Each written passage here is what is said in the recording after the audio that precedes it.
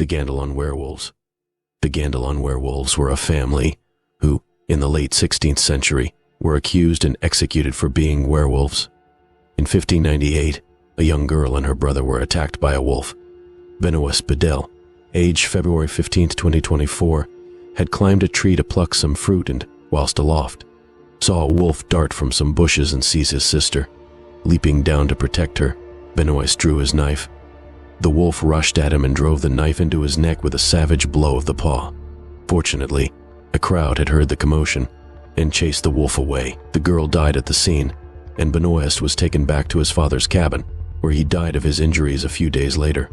Before he died, Benoist claimed that the wolf that attacked him had hands, like a man, covered with hair. The wolf had been maimed by the crowd, and so suspicion fell upon one Perinette Gandelon, who exhibited a wound in precisely the same place as the wolf had been injured. Unfortunately for her, one of the crowd that injured the wolf was none other than Henri Boguet, 1550 to 1619, a notoriously merciless witch hunter. Boguet arranged a mob and executed Perinette shortly thereafter. However, as he later revealed in his Discours des Sorcières, 1602, there were rumors that the whole family practiced black magic, and so Boguet had them all arrested.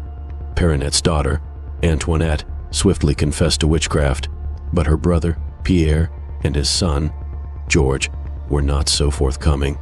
Placed under observation, Boguet recounts how he saw them walk around on all fours, barking and howling, and covered in mysterious scratches. Boguet questioned them whilst they were behaving like this, and they confessed to witchcraft. The Perinette family were burned at the stake. Boguet boasted of having tried and executed 600 werewolves in his career, according to Voltaire, and his writings are full of lycanthropic examples. Another notable case was that of Claudia Gaillard, later dubbed the Werewolf of Burgundy. Claudia was walking through the woods with Jean Perrin, grumbling about receiving so few arms, when she darted into the bushes, and a wolf emerged. Jean dropped her arms, crossed herself, and fled the scene, later revealing that the wolf had toes like a human. When Claudia advised Jean that the wolf would not have harmed her, she was tried and executed. Jacques Roule. Jacques Roule was convicted of lycanthropy in Angers, Western France, in 1598. One day, an archer of the provost's company and some peasants happened upon the nude and hideously mutilated body of a 15-year-old boy. The blood-soaked limbs were seen still to be palpitating, and so it was deduced that this was a fresh kill. As the men approached further, 2 wolves were startled and seen to bound away into nearby bushes. Since they were armed and numerous, the group decided to give chase through the thick undergrowth. Nevertheless, they were not prepared for what happened next. A tall and gaunt figure of a man, with long, straggly hair and a great beard, half dressed in torn rags, strode forth to meet them. His hands were bloody, and beneath his fingernails were lumps of human gore. So, revolting a sight was the man that the group could scarcely muster the courage to seize and bind him.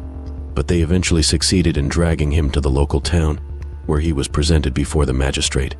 It transpired that the man was Jacques Roule, a vagabond who traveled begging from town to town with his brother, Jean, and cousin, Julien. Jacques confessed to Maître Pierre Roule, examining him, that he was devoted to the devil at a young age by his parents. They had given him a special unguent that allowed him to transform into a wolf with a prodigious appetite for human flesh. Of the incident recounted above, Jacques revealed that the 2 wolves seen feeding on the carcass were his relatives, Jane and Julien. He confessed to having killed and devoured children, in the company of his brother and cousin, across the areas in which he was accustomed to travel. He also confessed to attending witches' sabbats. Jacques gave precise dates and times for his crimes, which were found to tally exactly with records of missing children and those supposed to have been killed by actual wolves. Unsurprisingly, Jacques received the death penalty for werewolves, cannibalism, and murder, though his accused parents were found to be of good character and released. However, this tale then took an unexpected turn. Jacques appealed against his conviction to the Parliament of Paris. Protesting that his confession had been given under duress, the Parliament decided that he was insane and instead sentenced him to 2 years in a mental institution. Perhaps Jacques was just in the wrong place at the wrong time, and, doubtless, as in Night On, all werewolf and witchcraft cases were tortured to extract his confession. The inquisitors could simply refer to records of deaths in the area, and force him to admit to the crimes. It is noteworthy, though, that the Parliament decided that he was mad rather than blaming his confession on the terrible torture he suffered, which is typical of attitudes towards torture in February 16, 2024 to Century Europe. It has even been speculated that the mysterious unguent was a hallucinogen, leading to a series of wild delusions. Peter Stub. Peter Stub, executed at Bedburg in 1590, is perhaps history's most notorious werewolf. Unusually, his tale is told in a contemporary pamphlet, which was translated from Dutch into English in the year of his execution. According to the pamphlet, Stub, from his youth, was greatly inclined to evil. He made a pact with the devil, but had no interest in worldly prosperity or power, but only requested that at his pleasure he might work his malice on men, women, and children in the shape of some beast. Satan gave him a girdle which transformed him into a wolf whenever desired.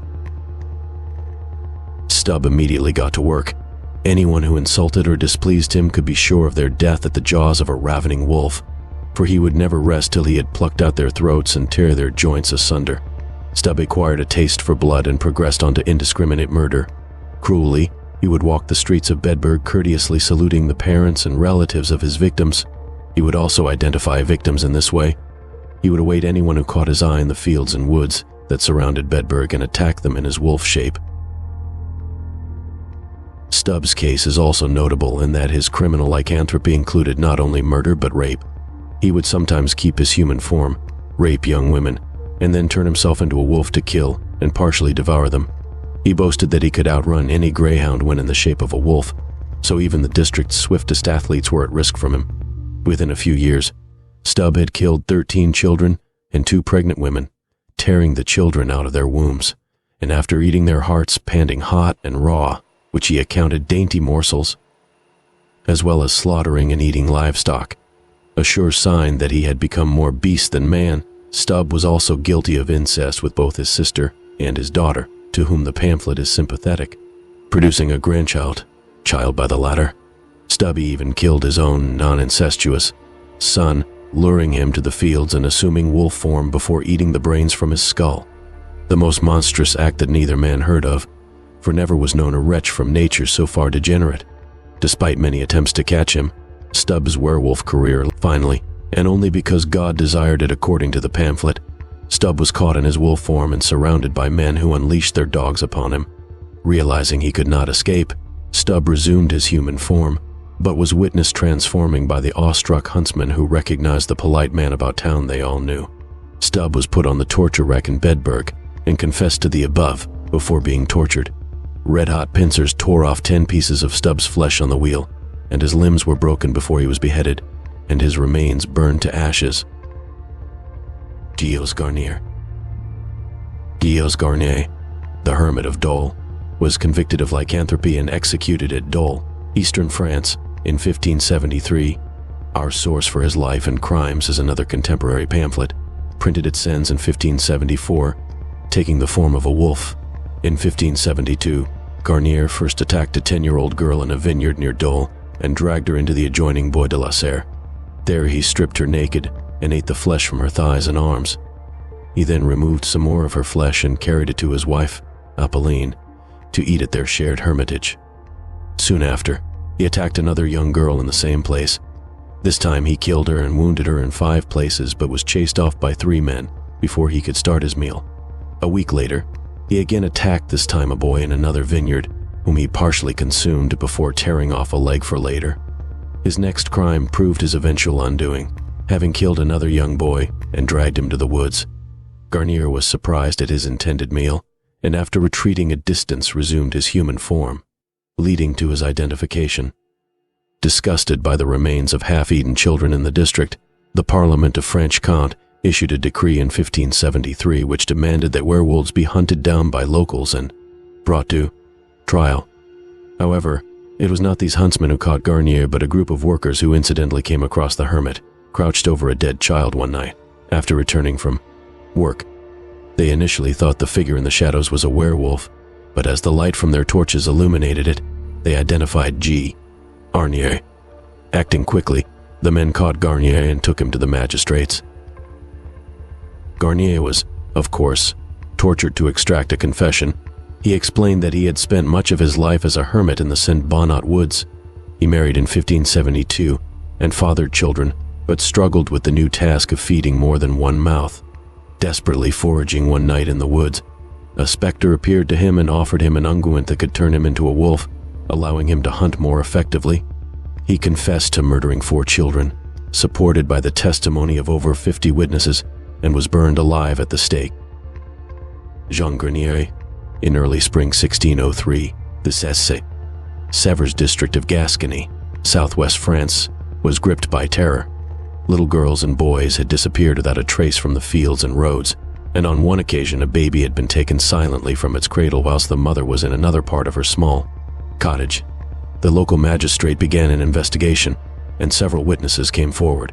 One, a 13-year-old girl, stated that she had been attacked by a savage wolf under a full moon, whilst another had been watching cattle when she was assailed by a gigantic wolf in broad daylight.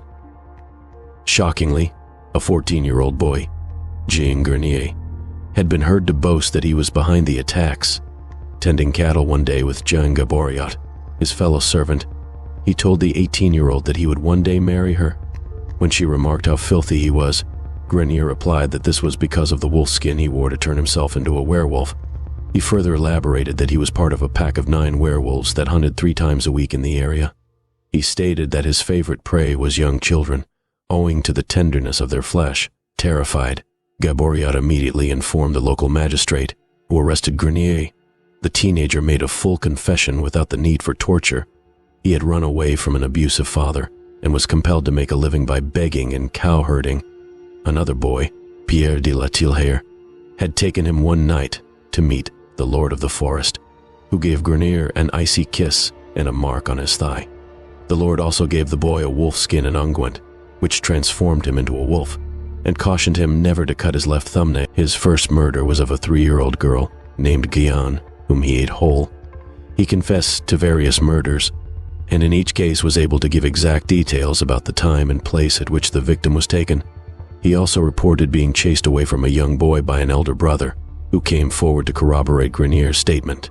In spite of all this, the court showed clemency to Garnier on account of his age and poor education, and he was sent to stay with Franciscans at the Friary of St. Michael the Archangel, Bordeaux, in 1603. In 1610, one Pierre de l'Ancre visited him and later reported what he found. Garnier had fierce, sunken black eyes, long teeth that looked like fangs, and his hands were like talons with long and crooked nails. He would often rush around on all fours and seemed better able to move in this way than on 2 legs. He loved to hear the talk of wolves, and the friars reported that in his early days at the friary, he would only eat raw meat and offal. Garnier, clearly suffering from a psychological disorder or disease, died shortly afterward in 1611. The Werewolf of Clons. To finish, we return to early modern France, seemingly the spiritual home of lycanthropy, and the horrific tale of a tailor burnt at the stake in 1598. His name is long lost, but he is known as the Werewolf of Clons or the Demon Tailor. Operating from the city of Clons in the Champagne region, the surviving details of his crimes are truly staggering and simultaneously break several cultural taboos. Unfortunately, the Parliament of Paris, which tried and convicted him, deemed the court transcripts so unpleasant that they were burned, and so we know of the case only through retellings. By day, the werewolf ran a tailor's shop on the outskirts of Clons. In classic fairy tale style, the tailor would often hear children playing outside his shop and proceed to lure them inside with promises of treats or marvelous things. Once inside, the tailor would sexually abuse them, slit their throats, and cut the bodies up with the skill of a butcher. He stored them in the barrels in the shop's cellar, which no one had reason to enter. In some versions of the story, the tailor would also commit necrophilia before butchering the children's bodies for consumption. His crimes did not stop there, for he also roamed the nearby forests, looking for lost travelers. In the forest, he turned himself into a wolf, stalking the unfortunate victims through the thick undergrowth and tearing their throats out. It seems that he would eat them in the forest, rather than risk being seen carrying them back to Clons. His urban activities seem to have aroused suspicion, for eventually his cellar was searched, and the barrels were found to contain bleached bones and butchered human flesh. It is said that he burned to death blaspheming and unrepentant to his last breath,